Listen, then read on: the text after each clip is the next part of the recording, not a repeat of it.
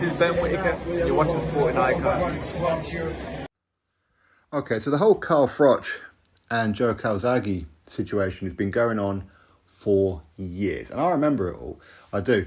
I don't remember I won't know about some of the backstage things that were going on, of course not, but what was written out in the papers, what Joe Calzaghe was saying, what Carl Froch and that was saying and things like that, of course I remember quite a lot of it, where the narrative was from Carl Froch was that Joe Calzaghe vacated his belt and move up rather than fight him.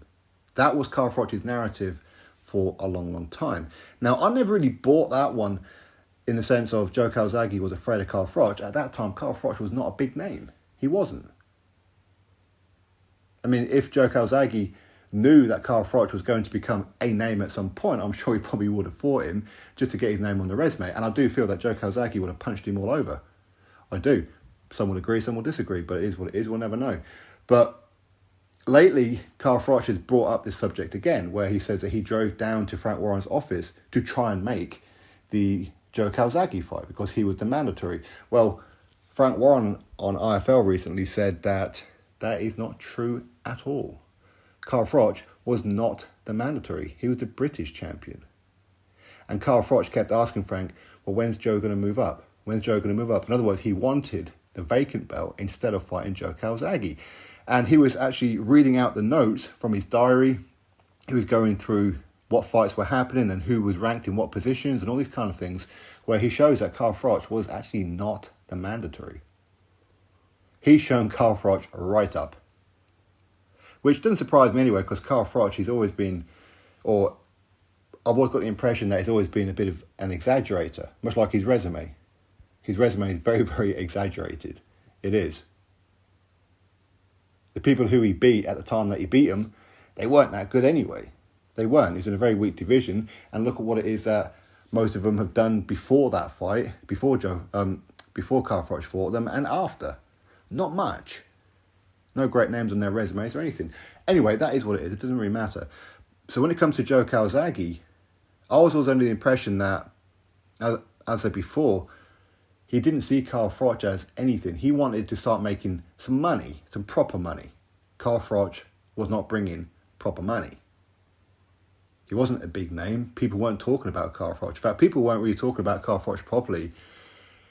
Even really when he beat Lucien Bute, really.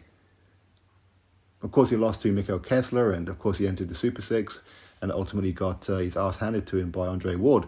But he never really became a international superstar, as he once quoted himself, until he fought George Groves. And it was George Groves who sold the hell out of that first fight.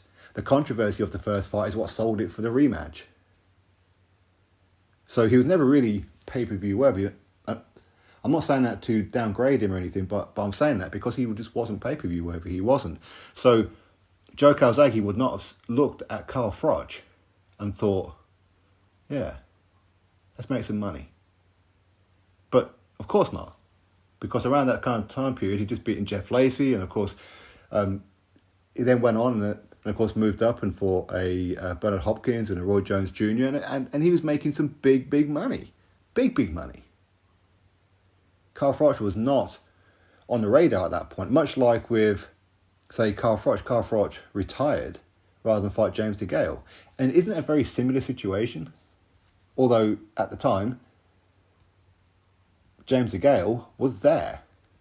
That would have been an interesting fight for a lot of people, but you know what, he chose to retire instead. And fair play to him, because at the time, James DeGale wouldn't have been a big fight, and James DeGale could have possibly beaten Carl Froch at that point. Possibly. I mean, I would have probably favoured Carl Froch just about at that point. But anyway, it doesn't really matter. The point is, when it comes to Carl Froch and Joe Calzaghe, it's a fantasy fight that people look at now and over like the last few years and go, ooh, I wonder who would have won. That would have been a good fight. But at the time, people weren't interested in that fight because Carl Froch wasn't a name. Nobody was interested in Carl Froch versus anybody, let alone Joe Calzaghe. People wanted Joe Calzaghe to start improving his record. He had a lot of wins, fighting a lot of people that not many people have heard of. So him fighting a Carl Froch wouldn't have made any difference at that point. He would have got criticised for fighting that one instead. He would have done. So instead, of course, he then moved up and fought Hopkins and Roy Jones Jr. to make some big money and to put a rubber stamp on his phenomenal record. So Carl Froch's been telling porcupines, well, according to Frank Warren, he's a liar. So all these years of trying to put down Joe Calzaghe that he avoided him, looks like Carl Froch never actually tried to fight Joe Calzaghe. Instead, wanted Joe Calzaghe to move up so he can get a vacant belt, maybe because he didn't actually fancy the fight. Anyway, we'll have to wait and see what Carl Froch's response will be. I'm sure it'll be something though, won't it? Drop your thoughts below, click on the subscribe, catch you next video.